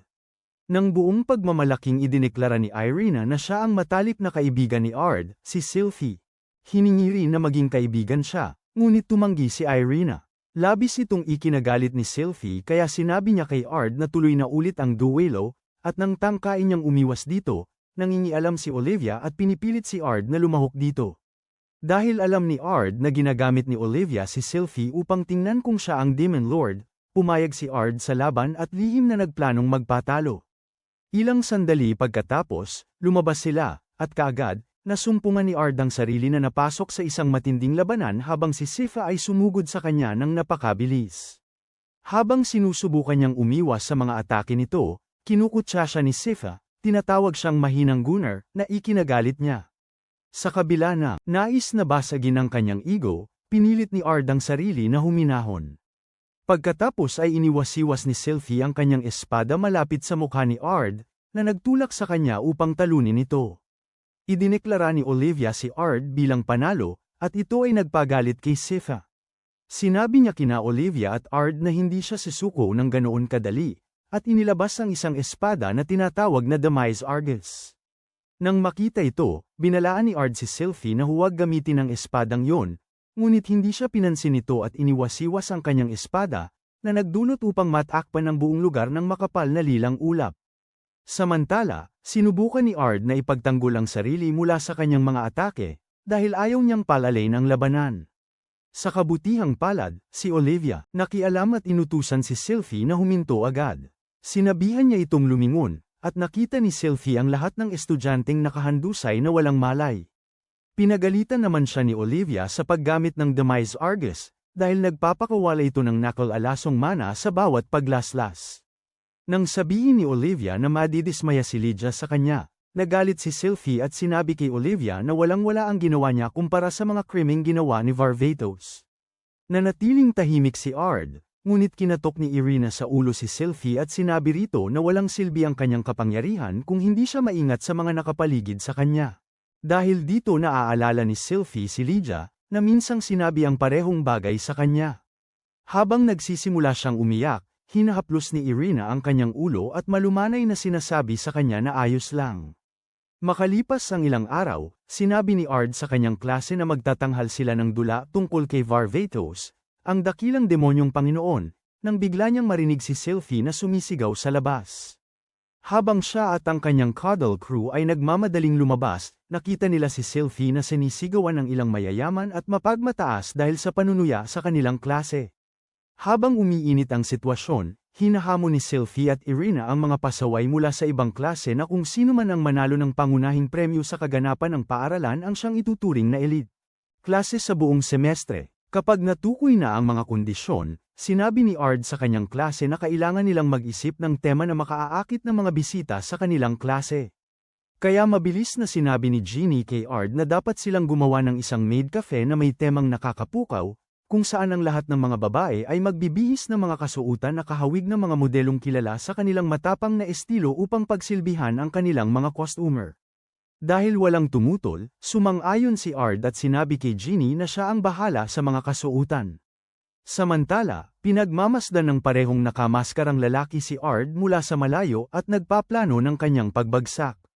Sa araw ng kaganapan, nagkukulitan sina Irina at Ard habang sinusubukan ni Ard na kumbinsihin ang sarili na siya ay mahusay sa pagpapatrolya sa lugar, nang biglang may sumabog sa malayo. Dali-daling sumugod ang dalawa sa pinangyarihan, at doon ay natagpuan si Sylvie na inaakusahan ng isang nasa edad na boomer na demonyo. Malalim na bamantong hininga si Ard at sinabihan ang hanggal na ibaba ang espada, ngunit nagmatigas si Sylvie at iginiit na mayroong demonyo sa lalaki. Dumating si Olivia sa eksena at sinabihan si Sylvie na huwag nang maging brat, ibinunyag na kilala niya ang lalaki at nakatrabaho pa nga niya ito sa burger joint nito. Habang nagsisimulang makonsensya si Sylvie dahil sa pagtalakay sa isang matandang tao, sinabi ni Olivia sa kanya na siya ay sinibak sa mga tungkulin sa pagpapatrolya. Pagkatapos nyon, tiningnan ni Irina ang isang dambuhalang puno sa parke at sinabi kay Ard na palagi siyang nakakaramdam ng kakaiba tuwing tinitingnan yon. Kaya sinabi ni Ard sa kanya ang tungkol sa maalamat na hari ng espada, na nagbaon ng isang bagay sa ilalim ng puno. Nang tanungin nila si Olivia kung may alam siya tungkol sa kwento, misteryoso niyang sinabi na hindi siya makapagsasalita tungkol sa paksa. Gayunpaman, sinabi niya kay Ard na magkakaroon ng isang paligsahan ng hari ng espada at pumayag siyang lumahok dito. Excited si Ard para dito at sinabi pa kay Olivia na siguradong mananalo ito sa paligsahan hanggang sa ibunyag ni Olivia na lalahok din siya. Nagulat sa balita, sinabi ni Ard kay Olivia na ayaw niyang magpasikat ang kanyang mga kapangyarihan, ngunit ayaw makinig ng babae sa anumang dahilan at sinabi lang kay RD Boy na tiisin na lang ito. Kalaunan, bumalik si Ard sa kanyang klase upang tingnan ang maid cafe, ngunit muling nakita si Sylvie na nanggugulo habang nakatutok ang espada sa isang lalaki. Nang tanungin ni Ard kung sino ang pinakabago niyang biktima, ibinunyag ni Sylvie na hinahawakan siya ng hindi nararapat ng lalaki. Agad kumilos si Ard at itiniteleport ang lalaki sa isang lugar ng pagpigil nang dumating si Ginny at inanyayahan siya sa maid cafe. Nang mapansin ang kanyang seryosong tingin, napilitang pumayag si Ard at agad na iginawad sa kanya ang sukdulang pagtrato ng isang prinsipe ng harem ni Ginny at ng kanyang pangkat ng mga katulong. Habang halos hindi na niya makayanan ang tensyon, dumating si Irina at galit na sinigawan siya dahil sa pakikipaglaro nito sa kung sino-sinong babae. Dahil dito, sinabi ni Ginny kay Irina na hayaan na lang si Ard na magsaya, ngunit tumanggi siyang sumuko at nagpalit ng kasuotang katulong. Pagkatapos nyon, sinabi niya sa lahat na siya ang magsisilbi kay Ard, na ikinagalit ni Ginny at ng ibang babae, habang bumubuntong hininga si Ard at parang nawala ng sigla matapos makita ang girian. Bigla, tumunog ang anunsyo para sa Sword King Tournament at inihayag ng tagapagbalita na ang premyo sa mananalo ay ang banal na espada. Valgal Gules, na nagtutulak kay Sylvie na sumali dahil ito ang parehong espada na dating ginamit ni Lydia. Nang makita ang sigasig ni Sylvie, nagpasya rin sina Ginny at Irina na sumali, umaasa na makukuha nila ang atensyon ni Ard. Nagsimula ang paligsahan kinabukasan at inihayag ng tagapagbalita ang lahat ng kalahok para sa taong ito. Nang magsimula ang mga laban, madaling natalo nina Irina at Sylvie ang kanilang mga unang kalaban, habang tinakat naman ni Olivia ang kanyang kalaban gamit lamang ang kanyang aura. Natalo rin ni Ard ang kanyang kalaban, at pagkatapos nyon, gumawa siya ng plano upang matiyak ang kanyang pagkatalo sa huling laban, dahil ayaw niyang Olivia upang malaman ang tunay niyang pagkakakilanlan. Ilang sandali pagkatapos, pumasok si Ginny sa ring upang labanan ng isang kinatatakutang senior at agad-agad siyang dinaig nito. Nang magsimula siyang magpanik, sinigawan siya ni Ard na tumayo at harapin ang senior ng harapan. Nagbigay ito kay Ginny ng sapat na lakas ng loob upang talunin ang mayabang na senior, at kalaunan, tumakbo siya upang magpasalamat kay Ard, na pinuri siya dahil hindi sumuko. Napansin na wala si Irina sa paligid, ipinakita ni Ginny kay Ard ang isang poster tungkol sa patimpalak ng Mr. and Miss Beauty at sinabi sa kanya na sumama sa kanya dahil lalahok siya sa patimpalak. Sinubukan ni Ard na tanggihan siya, na nagsasaad na mayroon siyang mga tungkulin sa pagpapatrolya, ngunit kinumbinsi siya ni Ginny sa pagsasabing na maraming tao sa kaganapan, kaya maaari niyang bantayan ang pulutong. Ilang sandali pagkatapos, siniyasat ni Ard ang pulutong ng mga tao para sa anumang kainahinalang aktibidad nang mapansin niya ang isang pamilyar na estudyante at napagtanto niyang si Spencer ito. Sa pag-aakalang narito siya upang mang-api kay Ginny, mabilis siyang kinausap ni Ard, para lang mapagtanto na siya ay naging napakalaki ng katawan. Dahil sa kuryosidad, tinanong ni Ard si Spencer kung bakit siya lumaki ng ganoon at nalaman na pagkatapos mapahiya si Spencer, siya ay naging isang nalulumbay at tamad na palaging nakaupo. Sinabi rin ni Spencer kay Ard na dumating lang siya dito upang tahimik na tumingin-tingin sa mga magagandang babae at hindi niya alam na kasali si Ginny sa ang paligsahan. Habang nakikita nila si Ginny na ibinibida ang kanyang suot na kasuotang katulong, nalungkot si Spencer dahil naghinayang sa pagkakataong nawala sa kanya ang isang tulad niya. Ibinahagi niya kay Ard na ang pamilya ni Ginny ang namamahala sa paglilingkod sa kanyang pamilya, at iyon ang dahilan kung bakit lagi silang magkasama. Gayunpaman, hindi magaling si Ginny sa lahat ng ginagawa niya, kaya sinubukan niya itong hikayatin sa pamamagitan ng mahigpit na pagmamahal. Tumango si Ard bilang pag-unawa, habang ipinahayag pa ni Spencer na patuloy siyang pinipilit ng ama ni Ginny na tratuhin ang kanilang mga tagapaglingkod ng may paghamak, at lahat ng iyon ang naging sanhi ng kanyang bastos na pag-uugali kay Ginny. Matapos tapusin ang kanyang kwento sa nakaraan, pinasalamatan ni Spencer si Ard sa pagtulong. Naging isang diamante si Ginny, at bilang tugon, sinabi ni Ard kay Spencer na alisin ang kanyang pagkamuhi sa sarili. Inamin ni Spencer na ang tanging paraan para malampasan niya ang kanyang mga pagkakamali ay ang humingi ng tawad kay Ginny. Pagkatapos ay sinabi ni Ard kay Spencer na naiintindihan niya ang kanyang sakit at naisip niya kung paano pa niya hindi nasasabi kay Sylvie ang totoo tungkol kay Lydia. Pagkatapos ng pag-uusap na ito, idineklara sina Ginny at Ard bilang mga nanalo sa beauty contest. Ipinagmalaki ni Ard ang tropeo na tila siya ay lumahok sa paligsahan, at kalaunan, sinabi ni Ginny sa kanya na hindi niya inakala na mananalo siya sa paligsahan. Kaya, bilang tugon, pinayuhan ni Ard si Ginny na ipagmalaki ang kanyang sarili at pinuri siya sa pagsasabing isa siyang kaibig-ibig na babae, na lubos na nagpainit kay Ginny. Sinabi niya kay Ard na dahil sa kanya, baka magawa niyang magustuhan ang kanyang sarili. Pagbalik nila sa maid cafe, nagulat si Ginny nang makita ang mahabang pila ng mga tagahanga na naghihintay sa kanya. Nang makita ni Irina ang tasa sa kanyang mga kamay, nagsimula siyang magsimangot tulad ng isang batang lumaki sa layaw tungkol sa kung paano niya rin gustong lumahok sa beauty pageant. Makalipas ang ilang oras, naganap ang huling laban ng Sword King Tournament sa pagitan nina Olivia at Ard. Mabilis siyang sumugod dito ng may kanyang espada, at sinubukan ni Ard ng buong makakaya na ilihis ang atake sa pamamagitan ng paggawa ng plasma wall. Gayunpaman, ang kalasag ay napakalakas kaya naitapon nito si Olivia sa Pluto, na nagdulot ng diskwalipikasyon ni Ard. Nang maglaon, nagkaharap sina Irina at Ginny habang sinasabi ni Ginny kay Irina na hinding-hindi siya magpapatalo sa isang taong gustong angkinin si Ard ng lubusan. Sa kabila ng kanyang pagmamayabang, sa huli ay natalo si Ginny kay Irina, na kalaunan ay sinabi sa kanya na siya lang ang babaeng nararapat sa tabi ni Ard. Makalipas ang ilang oras na sa wakas para sa dula, at sa likod ng entablado, sinabi ni Ginny kay Ard na siya kinakabahan, sa kabila ng pagiging maliit na karakter. Narinig ito, lalong kinabahan si Irina dahil siya ang gaganap na Lydia at malaking bahagi ng dula. Nang makita si Irina na nauutal-yutal na parang sirang recorder, tiniyak ni Ard sa kanya na bibihagan niya ang manunood sa ganda lamang niya.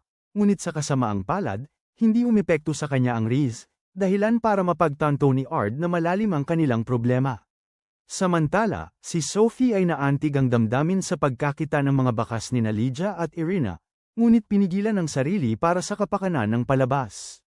Nang sa wakas ay oras na para sa dula, ginampanan ni Ard ang sarili niya, si Varvatos, ang dakilang demonyong Panginoon, ngunit napapangiwi siya sa bawat linya. Habang nasa kalagitnaan siya ng pagtatanghal, nagkaroon ng flashback si Ard sa aktwal na nangyari sa misyon.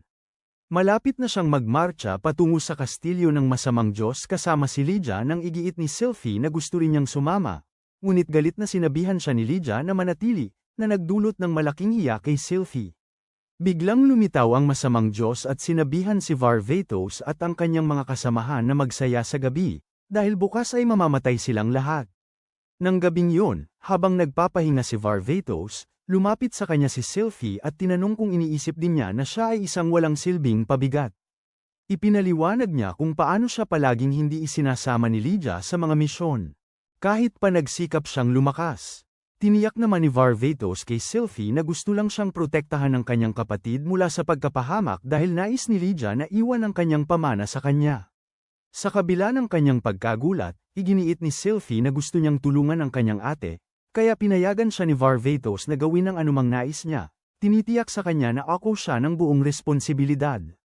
Yakap siya ni Sylphie nang may tuwa, ngunit sa kaibuturan, nag-alala si Varvatos na kung may mangyari sa kanya, papanagutin siya ng husto ni Lydia. Gayunpaman, kinabukasan, inilabas ng masamang Diyos ang kanyang espada, ang Demise Arges, at sinabi kay Varvatos na pababagsakin niya ito. Ngunit nang humakbang siya pasulong, sumabog ang isang landmine sa harapan niya, na nagpaaktibo ng iba pang landmine na nagpabagsak sa lahat ng kanyang tropa. Habang ang pagsabog ay hindi tuluyang nagwakas sa buhay ng Diyos ng kasamaan, ang talang ni Lydia ang nakatiyak na gumawa nito. Matapos manalo sa labanan si Varvatos, inihayag ni Sylphie na siya ang naglagay ng lahat ng bitag. Habang siya ay nagdiriwang, hiniling ni Varvatos na i-deactivate niya ang lahat ng natitirang bitag, ngunit casual na inihayag ni Sylphie na hindi niya alam ang lokasyon ng iba pang bitag, na naging sanhi ng mabilis at masakit na reaksyon sa kanya. Habang umatras si Varvatos at ang kanyang mga tauhan patungo sa kanilang base, umiyak si Sci-Fi dahil sa pagtrato sa kanya na parang isang dummy, ngunit sinabi sa kanya ni Varvatos na dapat siyang matuwa na hindi siya ipinadala nito sa bootcamp ni Olivia. Dito na sinabihan ni Lydia si Varvatos na mag-chill lang, dahil kay Sylphie kaya nakabalik ang lahat mula sa labanan ng walang gallows. Nagulat si Sylphie na kinakampihan siya ng kanyang kapatid, ngunit pagkatapos ay humingi ng tawad si Lydia sa kanya dahil sa pagsigaw sa kanya kanina. Sa kasalukuyan, pinasalamatan ni Ard at ng kanyang koponan ang lahat sa panunood ng kanilang dula, habang mas lalong nalulungkot si Sylphie dahil kay Lydia. Bigla, napansin niya ang isang babaeng may puting buhok, tulad ng kay Lydia, at hinabol niya ito. Samantala, sinabi ni Ard kay Irina na bukas na ang huling araw ng kaganapan sa eskwelahan, na nagpataka kay Irina kung bakit hindi pa kumikilos si Lars Algal. Sa parehong panahon, natuklasan ni Sylphie na ang babaeng inakala niyang si Lydia ay isa lang palang magandang babae na may puting buhok. Sa sandaling yun, binati ng nakamaskarang lalaki si Sylphie at sinabihan siyang sumama sa kanya. Makalipas ang ilang oras, naghihintay sina Jeannie at Ard kay Sylphie na dumating, nang banggitin ni Jeannie sa kanya na nagsimulang kumilos ng kakaiba si Sylphie simula nang matapos ang dula. Habang iniisip ni Ard kung ano ang bumabagabag kay Sylphie, ipinapalagay ni Jeannie na ito ay dahil nagkaroon na siya ng damdamin para sa kanya. Sakto, dumating si Sylphie at walang emosyong sinabi kay Ard na pumunta sa puno ng Hari ng Espada pagkatapos ng laban niya kay Irina. Pumayag siya, at kalaunan sa arena, tinalo ni Sylphie si Irina sa isang solong suntok, na ikinagulat ng lahat. Nang gabing yun, naghintay si Sylphie sa tabi ng puno, habang nagtago naman sina Irina at Jeannie sa mga halaman dahil naniniwala sila na aamin si Sylphie kay Ard. Ilang sandali pa, dumating si Ard, at diretsyong sinabi ni Sylphie kay Ard na gusto niya itong iligtas. Habang sinasabi niya yun, nagsimulang umilo ang banal na espada na Val Galgale sa kanyang kamay, nililiwanagan ng puno, at napagtanto ni Ard na hindi lamang ito basta-bastang replika. Pagkatapos ay isiniwalat ni Sylvie na ang Val Galgulis, na minsang ginamit ng kanyang kapatid, ay nakabaon ng malalim sa loob. Ang puno, at pagkatapos sabihin yun kay Ard, ipinatawag niya ang Demise Argus. Pagkatapos, pinagsama ang dalawang espada, agresibong nilusob ni Sylvie si Ard.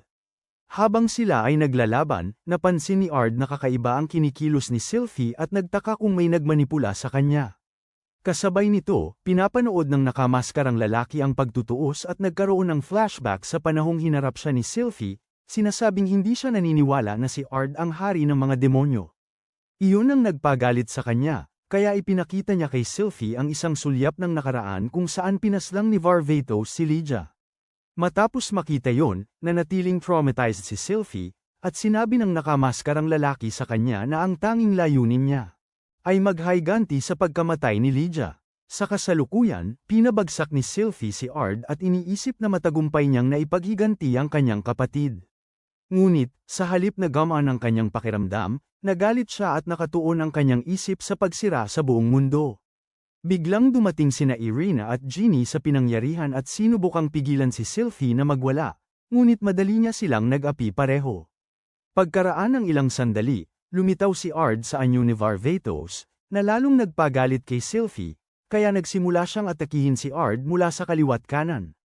Bilang ganti, nagpakawala si Ard ng cancellation magic sa kanya, ngunit kahit iyon ay hindi nakasira sa kanyang pag-iisip.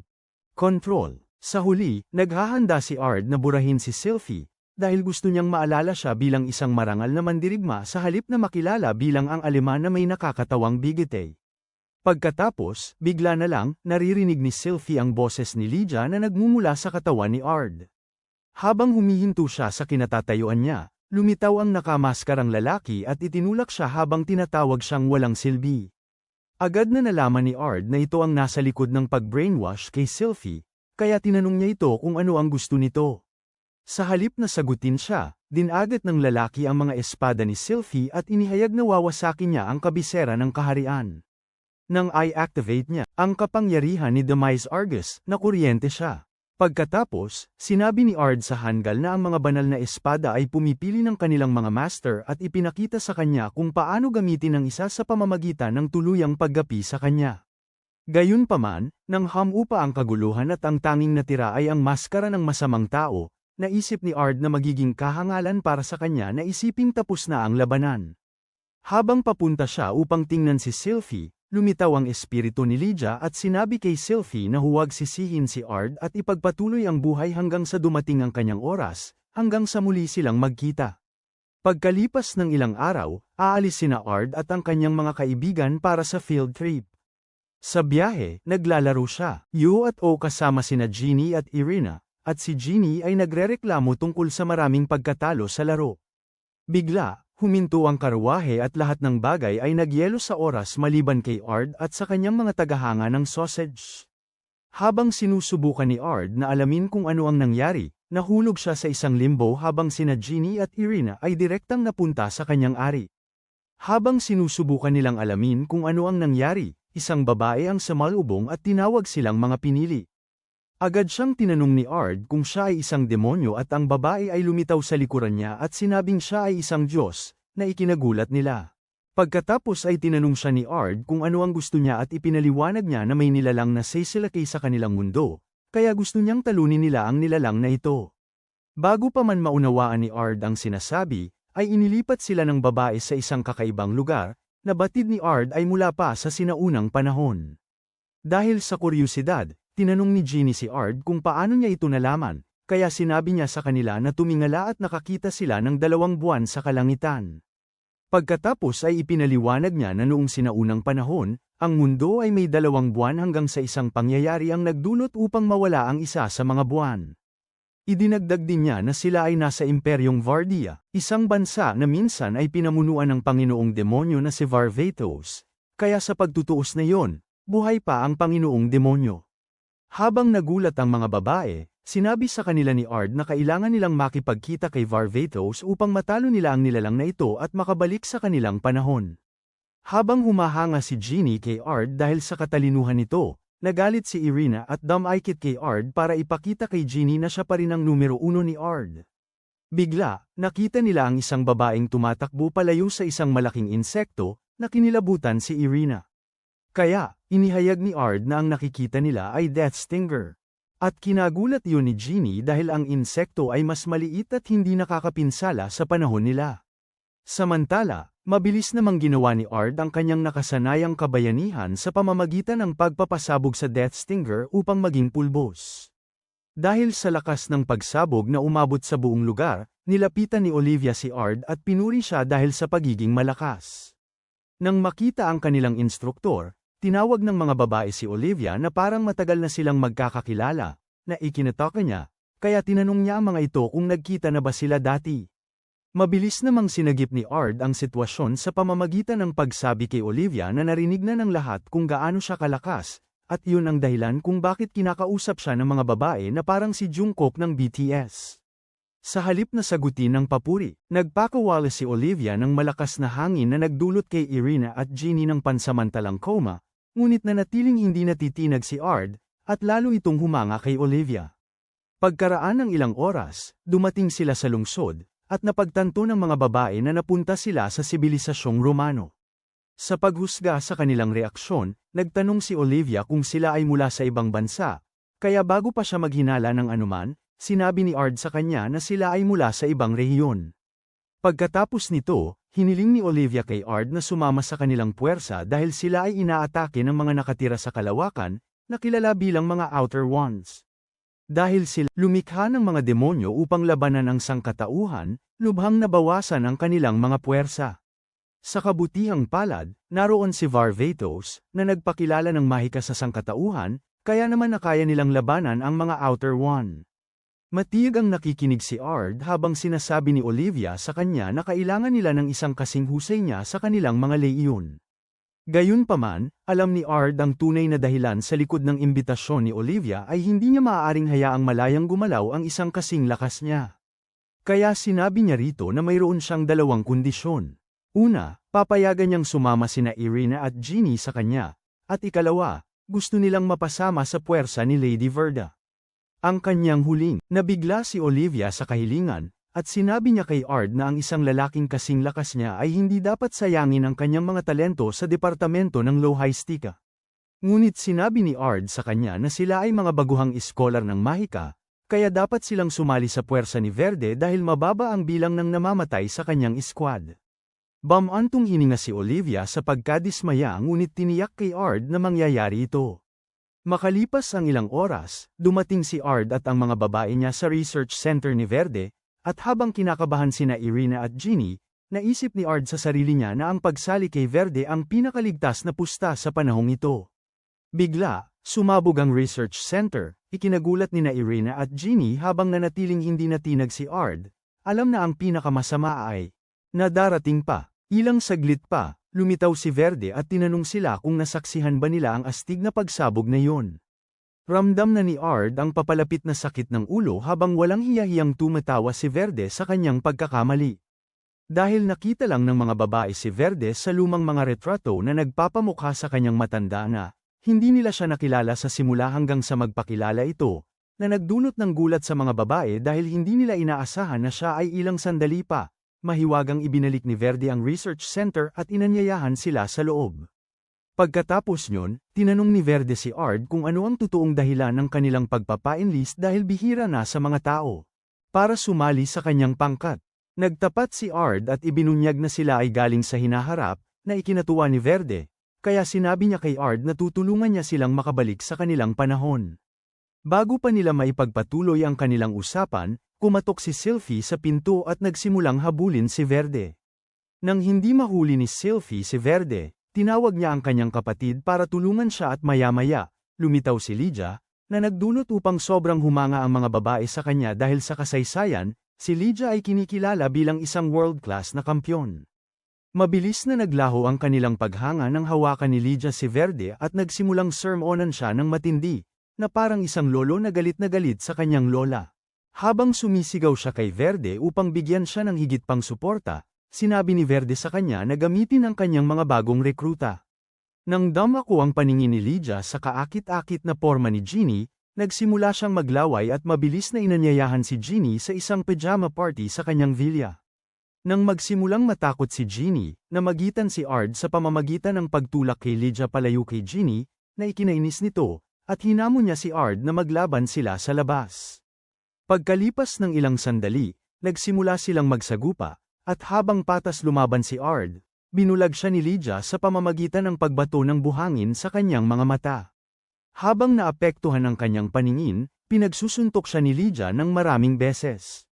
Mabilis na nakabawi si Ard, tumayo at sinimulang saktan si Lydia.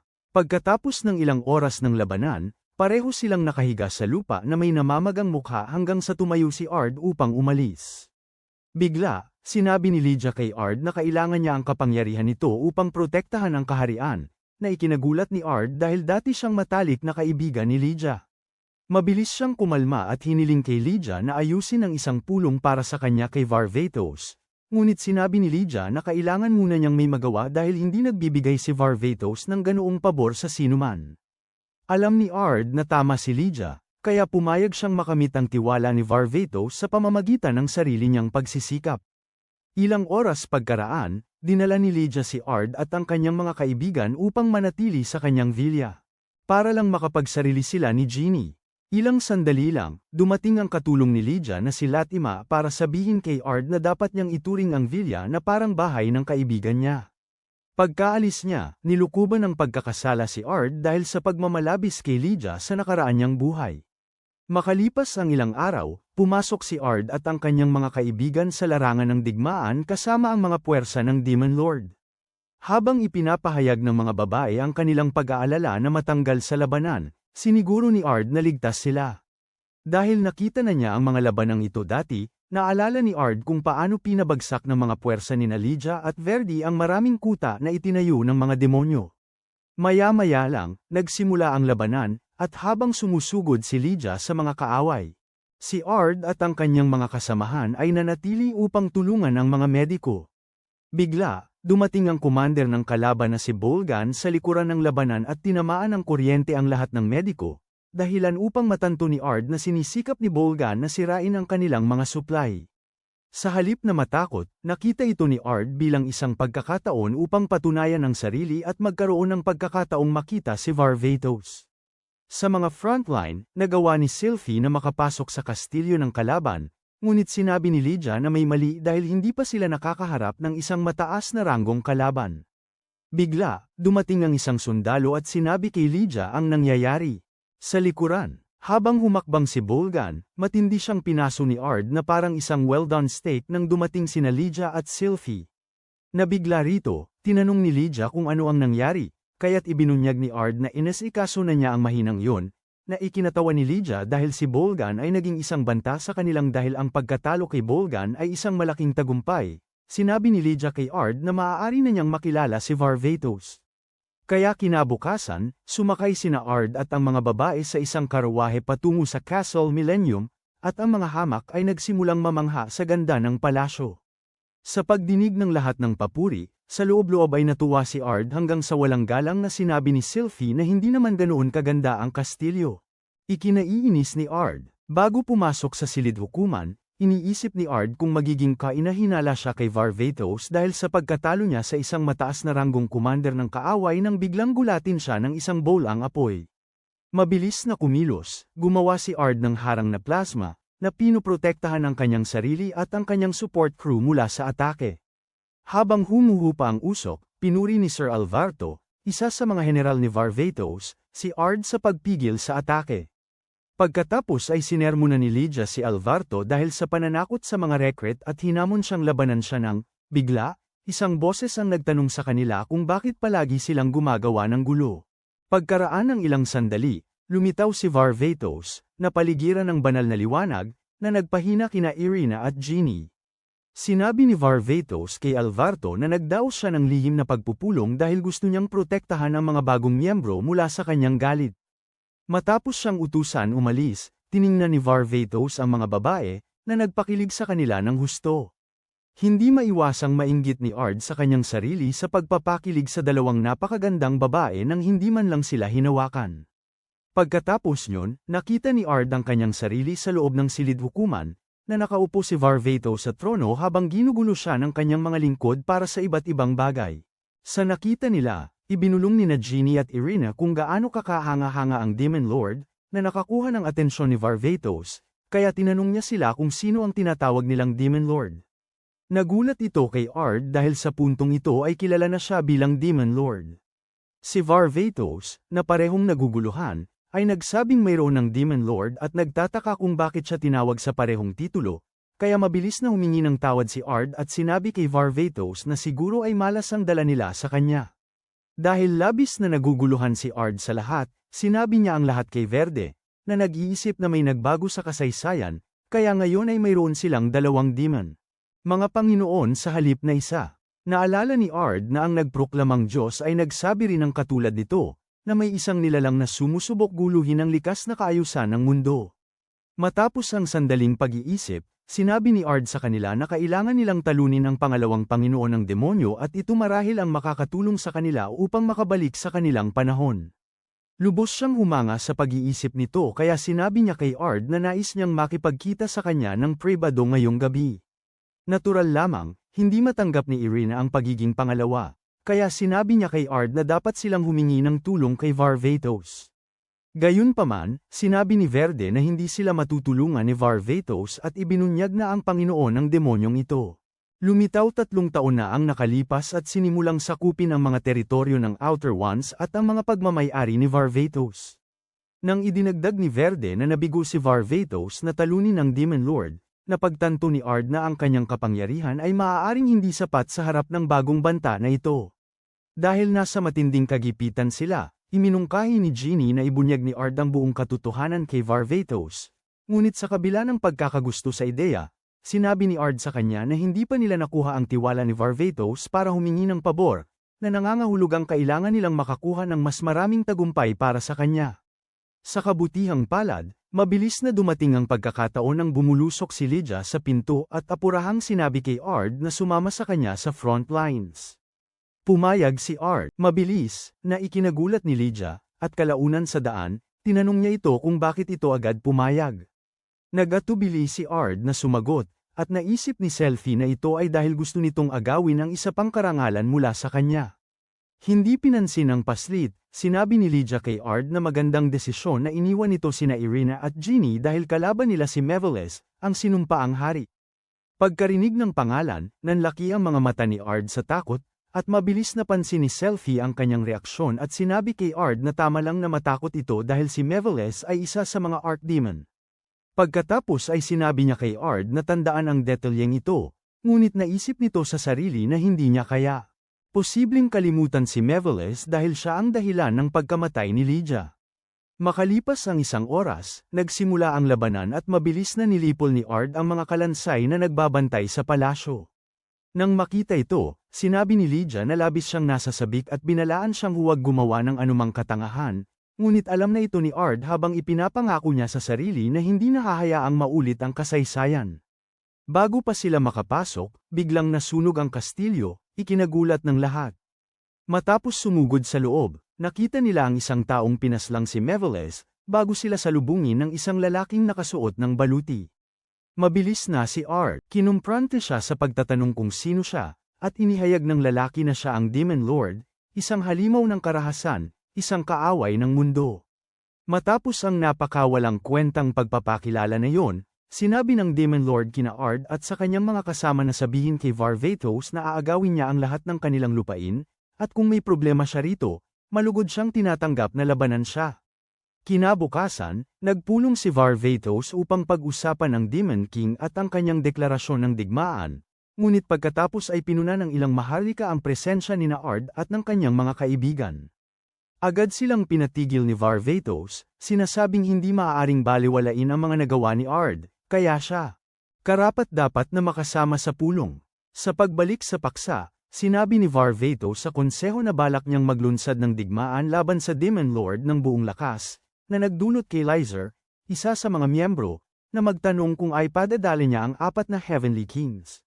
Pagkatapos ay ibinunyag ni Varvatos na siya mismo ang papasok sa larangan ng digmaan, na nagpasaya kina Alvarto at Lydia dahil sabik na sabik silang lumaban sa tabi ng isa sa pinakadakilang tao sa kanilang mundo.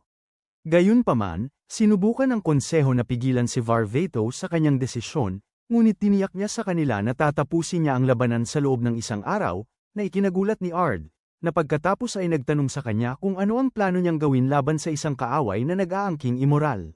Sinabi ni Varvatos na ito ay isang lihim at ipinaalam na mayroon silang 3 araw upang maghanda para sa digmaan. Ang kanilang tanging utos, sirain ang kastilyo ng kaaway. Nang lumaon sa araw na iyon, nag-isip si Ard na tiyak na nagbago na ang kasaysayan ngayon, dahil ang mga dapat namatay ay buhay pa rin. Habang iniisip niya kung paano itama ang takbo ng kasaysayan, biglang lumitaw ang Demon Lord at sinabi kay Ard na kung susubukan niyang ayusin ang mga pagbabagong ito, si Lydia ay magkakaroon ng parehong kapas-palad na wakas. Sinubukan ni Ard na magkunwari na hindi niya naiintindihan ang sinasabi nito, kaya sinabi sa kanya ng Demon Lord na itigil na ang pag-arte, dahil siya ay galing sa hinaharap. Nagulat, tinanong ni Ard kung ano ang ibig niyang sabihin, at inihayag ng Demon Lord na siya ay siya. Kasabay nito, inalis niya ang kanyang helmet, na ikinagulat ni Ard nang makita niyang nakatitig siya sa isang bersyon ng kanyang sarili na parang ama. Pagkatapos ay sinabi ng hari ng mga demonyo kay Ard na siya ay mula sa ibang dimensyon, kaya katulad niya, siya rin ay dating si Varvatos, pagkatapos ay naging Ard at marami ang narating, ngunit nawala ang lahat, kaya siya ngayon ay kilala bilang Disaster Rouge. Habang pinoproseso pa niya ang lahat, tinanong ni Ard ang hari ng mga demonyo kung paano ito napunta sa nakaraan, at isinisiwalat nito na pinadala siya ng isang Diyos, na lalong ikinagulat ni Ard. Pagkatapos ay sinabi niya kay Ard na gusto niyang iligtas si Lydia, at ipinapalagay niyang gusto ng pareho, kaya niya hinihiling kay Ard na sumama sa kanya. Bago siya pumayag, sinabi ni Ard sa Demon Lord na mayroon siyang 2 tanong. Ang una ay, bakit hindi pa niya napag-usapan ang anuman kay Varvatos, kaya isinisiwalat ng Demon Lord na pinakakinamumuhian niya si Varvatos dahil sa kanya, at nawala sa kanya si Lydia. Pagkatapos nito, tinanong ni Ard kung bakit siya lumalaban kay Varvatos, at isinisiwalat ng Demon Lord na inatasan siya ng Diyos ng isang misyon, ang sirain ang mundo. Nabahala si Ard sa kanyang sagot, at tinanong siya kung paano niya ililigtas si Lydia sa pamamagitan ng pagsira sa mundo. Sumagot ang Demon Lord na bago pa man ang isip ni Lydia. Dinapuan ng sumpa ni Mevalice, tinablan siya ng matinding kalungkutan sa pagkawala ng kanyang mga kaibigan sa matagal na labanan na tumagal ng 1 taon. Sa kabila ng kanyang pangangatwiran, hindi maintindihan ni Ard kung paano ililigtas si Lydia ng pagsira sa mundo, kaya pinilit siya ng Demon Lord na alalahanin ang nangyari sa huling labanan ni Lydia. Naalala ni Ard na ginamit niya si Lydia bilang kasangkapan laban sa huling digmaan sa Outer Ones, na nagkaroon ng masamang wakas. Nang makita ang pagkaunawa sa mukha ni Ard, hinawakan siya ng Demon Lord at tinanong kung bakit hindi niya hinarap ang panganib ng mag-isa. Pagkatapos, sinisi niya ang sarili sa paggawa kay Lydia bilang isang puwersa na sana ay magbabanta sa mundo kung hindi niya ito binura. Nang makita ang kanyang pabago-bagong pag-uugali, napagtanto ni Ard na ang kanyang sarili mula sa ibang mundo ay lubhang nasaktan sa pagkamatay ni Lydia. Lalo pang kinumpirma ito ng Demon Lord sa pamamagitan ng pagbubunyag na pinili niyang wakasan ang kanyang buhay dahil hindi niya makayanan ang bigat ng damdamin. Gayunpaman, sa halip na magpahinga ng payapa, siya ay muling isinilang bilang si Ard, na ang buhay ay kasing sakit din dahil patuloy siyang nawawala ng lahat ng mahalaga sa kanya dahil sa sarili niyang mga pagkukulang. Ito ang dahilan kung bakit niya ililigtas si Lydia at gagawa ng mga gawaing magdudulot ng matinding kapinsalaan upang tuluyan na siyang wakasan ni Lydia. Matapos niyang tapusin ang kanyang paliwanag, inanyayahan ng Demon Lord si Ard na sumama sa kanya. At nang malapit na siyang pumayag, sinasabi ng espiritu ni Lydia sa kanya na huwag gumawa ng anumang katangahan. Nang makita ang pag-aatubili ni Ard, sinabi ng Demon Lord na hahayaan muna niya itong mag-isip sandali at pagkatapos ay naglaho. Ilang oras ang lumipas, bumalik si Ard sa silid kainan, kung saan nakita niya ang lahat na masayang kumakain hanggang sa anyayahan siya ni Lydia na sumama. Makalipas ang ilang sandali, dumating sila sa pamilihan kung saan sinubukan ni Lydia na mang-akit ng ilang dalaga. Nang matapos siyang manligaw, sinabi niya kay Ard na dapat din itong magkaroon ng gabing puno ng pagmamahalan bago ang malaking digmaan. Tumanggi si Ard at tinawag siyang tanga dahil sa pakikipagsama sa kahit sino, na naging dahilan upang masuntok siya sa mukha. Maya-maya, nagsimula ang paglalaban sa pagitan ng dalawa, At matapos maglaban ng ilang oras, sina Ard at Lydia ay nakahiga. Pagod sa lupa. Pagkatapos ay tinanong ni Lydia si Ard kung nakatulong ba yun para lumino ang isip niya, at natanto ni Ard na ang intuwisyon ni Lydia ay matalas pa rin tulad ng dati. Kaya tinanong niya si Lydia kung kaya ba nitong isakripisyo ang lahat para sa isang tao. Gagawin ba niya ito? Sa halip na sagutin siya, inutusan niya itong isaaktibo ang kanyang kakayahan sa paglipad, at pagkalipas ng ilang segundo, dumating sila sa isang sirang lungsod. Habang sinusuri ni Ard ang lugar, napansin niya ang maraming espiritu na lumalabas mula sa lupa. Subalit, sa pangitain ni Lydia, ang mga multo ay nagsama-sama upang maging isang malaking halimaw at tinawag si Lydia na isang masamang nilalang, isang hayop na naging sanhi ng pagkawala ng kanilang mga pamilya. Nakita siyang naliligaw, tinanong ni Ard si Lydia kung bakit sila narito, at inihayag nito na ang mga guhong ito ay dating tinitirhan ng mga demonyong namuhay kasama ang kanilang mga pamilya. Gayunpaman, sa panahon ng digmaan, inatasan siyang agawin ng Kastilyo, kaya tinalo niya ang lahat ng tropa ng kalaban at sinakop ang lungsod. Ngunit tumangging tanggapin ng mga lokal ang kanyang autoridad at nagsimulang maglunsad ng pag-atake laban sa kanyang mga kakampi, kaya upang iligtas sila, ipinag-utos niya ang malawakang pagpatay sa lahat ng taga roon. Nang sinubukang makipagtalo ni Ard na ginawa rin ni Aaron ang ganoon kay Lydia, pinatigil siya nito sa pagsasabing magkatulad ang mga demonyo at tao. Siya ay isang mamamatay tao na karapat-dapat, upang mamatay ng kaawa-awang kamatayan sa labanan. Pagkatapos, kaharap si Ard, sinabi ni Lydia sa kanya na hindi siya ang dapat pagbuwisan niya ng lahat. Pagkalipas ng ilang araw, nakipaglaban si Varvatos at ang kanyang hukbo laban sa hukbo ng mga sundalong immortal ng Panginoon ng mga demonyo. Samantala, nakipagpulong si Ard sa Panginoon ng mga demonyo, na nagtanong kung sasama ba siya. Ngunit tumanggi si Ard at sinabi sa kanya na gustong mamatay ni Lydia sa labanan. Nang marinig ang kanyang sagot, sinimulan siyang atakihin ng Panginoon ng mga demonyo, at matapos maglaban ng ilang sandali, pareho nilang napagtanto na pantay lang ang kanilang lakas. Doon, mayabang na ibinunyag ng Panginoon ng mga demonyo kay Ard na ito ay kanyang nahulaan. Kalalabasan, kaya mayroon na siyang backup plan. Pabalik sa villa ni Lydia, napagtanto ni Jeannie at Irina na lagi silang naiiwan dahil lubos silang walang silbi. Sa sandaling yun, dumating si Latima at sinabi sa kanila na ipinapatawag sila ni Ard. Sa pag-aakalang magiging kapaki-pakinabang din sila sa wakas, natuwa sina Jeannie at Irina, kaya agad silang pumayag na sumama kay Latima. Habang nasa daan, sinabi ni Latima sa mga dalaga na gusto ni Ard na pumunta sila sa kastilyo ng demonyong Panginoon dahil natuklasan na nito ang sanhi ng kanyang immortalidad. Naging kainahinala si Irina at tinanong si Latima, bakit siya sinabihan ni Ard sa halip na sabihin ito ng direkta sa kanila. Pagkatapos ay ibinunyag ni Latima na gusto ni Ard na gumana sila sa ilalim ng lubos na pagiging sekreto dahil naniniwala ito na ginamit ng demonyong Panginoon ang isang lihim na paghihiwalay ng kaluluwa kung saan hinihiwalay ng gumagamit ang katawan mula sa kaluluwa. Kaya, ayon kay Ard, inilagay ng demonyong Panginoon ang kanyang kaluluwa sa isang sisidlan, na lihim niyang itinago sa kanyang kastilyo. Gayunpaman, may mga dehado ang teknik na ito dahil hindi maaaring lumayo ang gumagamit sa sisidlan ng higit sa isang partikular na distansya, at kung masira ang sisidlan, automatikong mawawala sa gumagamit ang kanilang immortalidad. Habang papalapit sa kastilyo, sinabi ni Latima sa mga babae na si Varvatos ay nakikipaglaban sa isang peking labanan, na nilayon upang panatilihing abala ang lahat upang masira nila ang sisidlan. Matapos marinig ang mga detalye, nagsimulang magpanik si Irina, nagtataka kung bakit ipagkakatiwala sa kanila ni Ard ang ganoong kalaking responsibilidad.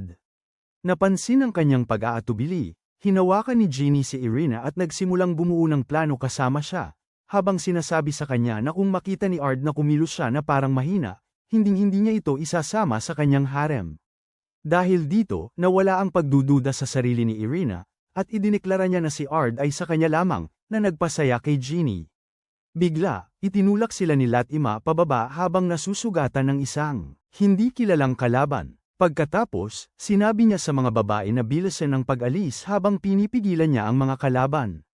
Sa larangan ng digmaan, ginagawa ni Verdi, Alvardo, Olivia, at Sylvie ang kanilang makakaya laban sa immortal na hukbo ng Demon Lord, habang dumating naman sina Jeannie at Irina sa kastilyo ng Demon Lord. Sakto nang makita nila ang sisidlan at umabante upang sirain ito, nasipsip sila sa loob ng isang patibong na mahika na pumilit sa kanila sa isang posisyong parang krus. Habang sinusubukan ng mga babae na makawala, lumitaw si Latima at sinabi sa kanila na walang saysay ang kanilang pagpupumilit. Habang nagulat sila sa pagtataksil, sa ibang lugar, galit na tinanong ni Ard ang demon. Panginoon kung plano niyang ihandog ang kanyang mga kalaban. Sa halip na sumagot, sinabi ng Demon Lord kay Ard na sumama sa kanya. Ipinahayag na marahil ay masaya si Lydia na mamatay. Ngunit hindi mahalaga dahil kailangan nilang mamuhay dala ang paakit ng konsensya sa pagpatay sa kanilang matalik na kaibigan. Kaya naman sisirain niya ang lahat para mabuhay si Lydia. Matapos nito, sinabi ng Demon Lord kay Ard na marahil ay pareho ang kanyang nararamdaman sa kaibuturan ng kanyang puso, at ito ang nagpabalik sa alaala ni Ard kung gaano siya kalungkot nang mamatay si Lydia. Nakikita ang pag-aalinlangan sa mukha ni Ard. Sinabi ng Demon Lord sa kanya na sumama sa kanya kung gusto niyang protektahan sina Irina at Ginny. Pagdating sa kanila, tinanong nila si Latima kung bakit niya sila ipinagkanulo, at sinabi niya sa kanila. Ginawa niya ito para kay Lydia. Habang galit na tinatanggap ni Irina ang kanyang kapalaran, sinabi ni Ginny sa kanya na hindi siya susuko ng walang laban, dahilan para tanungin ni Latima si Ginny kung ano ang plano niyang gawin ngayong nawala na ang kanyang mahika. Sinabi ni Ginny kay Latima na gagamitin niya ang hindi karaniwang mahika bago gumawa ng bilog ng mahika. Sinundan ni Irina ang kanyang ginawa, at magkasama silang nakalaya sa pagkakagapos. Gayunpaman, sa halip na matakot, nagpatawag si Latima ng maraming demonyo at inutusan ang mga ito na atakihin sina Irina at Ginny. Nang sila'y nasa isang gipit na sitwasyon, dumating si Lydia, at nang makita siya, sinabi ni Latima sa kanya na lumayo. Dahil ginagawa niya ang lahat para mailigtas ang kanyang buhay. Bamantong hininga si Lydia at sinabi kay Latima na kahit na naantig siya sa kilos nito, hindi niya ito hahayaang tumahak sa madilim na landas. Pagkatapos nyon, pinatamaan niya si Latima sa tiyan bago hinarap ang lahat ng mga demonyo. Habang malapit na niyang basagin ang sisidlan, sumigaw siya sa lahat na tigilan ang pagkontrol sa kanyang kapalaran dahil gusto niyang mamatay na lumalaban para sa isang mundong may kapayapaan ang lahat. Matapos mawasak ang sisidlan, sinabi ni Ard sa Panginoon ng mga demonyo na tapos na ang lahat, ngunit iginigiit niya na may iligtas pa rin nila si Lydia kung sasama siya sa kanya. Ngunit sinabi ni Ard, ang demonyong Panginoon na sinisikap lang niyang iligtas ang sarili, upang mabuhay at mamatay ng walang nararamdamang pagkakasala sa pagpatay kay Lydia. Ito ang nagpagalit sa demonyong Panginoon, at sinimulan niyang ay aktibo ang isang nakamamatay na orasayon, na naging dahilan upang magamit ni Ard ang kanyang natutulog na kapangyarihan. Habang nagsisimula silang maglaban, sinabi ng demonyong Panginoon kay Ard na sisirain niya ang lahat at haharapin ang hatol sa kamay ni Lydia. Nang akmang pababagsakin niya na si Ard, pinigilan siya ng kaluluwa ni Lydia, sapat upang makapagsimula si Ard sa unang atake. Habang bumabagsak ang demonyong Panginoon, sinabi niya kay Ard na nagkakamali ito sa pagpapaulit sa kasaysayan, at nang ibunyag niya na mahal niya si Lydia at gusto siyang iligtas, galit na isinaksak ni Ard ang kanyang espada sa kanyang alter ego. Matapos ang pagkamatay ng Panginoon ng mga demonyo, nagsimulang maglaho si Ard at ang kanyang mga kaibigan. Bago sila bumalik sa kanilang panahon, tinanong ni Lydia ang mga babae kung mas maliwanag ba ang hinaharap kaysa sa kasalukuyang mundo. Nabigla ito sa mga babae, na napagtantong alam ni Lydia na galing sila sa hinaharap sa simula pa lang. Kaya sinabi nila sa kanya na lubos silang masaya sa kanilang buhay, at ganoon din ang lahat. Dahil dito, gamaan ang kanyang loob, sinabi ni Lydia na natutuwa siyang hindi nasayang ang kanyang mga pagsisikap. Pagkatapos noon, niyakap niya ang mga babae at sinabihan silang maghatid ng mensahe. Kay Ard, ilang sandali lang, ginaisang sina Ard at ang kanyang mga kaibigan ni Sylphie, na nagsasabing masyado na silang nakatulog ng matagal. Pagkababa nila sa karawahe, sinabi ni Irina kay Ard na gustong ipaalam ni Lydia sa kanya na mananatili silang matalik na magkaibigan, anumang mangyari. Nakita niya pagkatapos ang espiritu ni Lydia nang umiti sa kanya bago tuluyang naglaho. Sa tingin niyo ba, magiging ganoon kalalim ang relasyon ni na Irina at Ard? Magkomento dito kung gusto ninyo ng higit pang ganitong mga buod.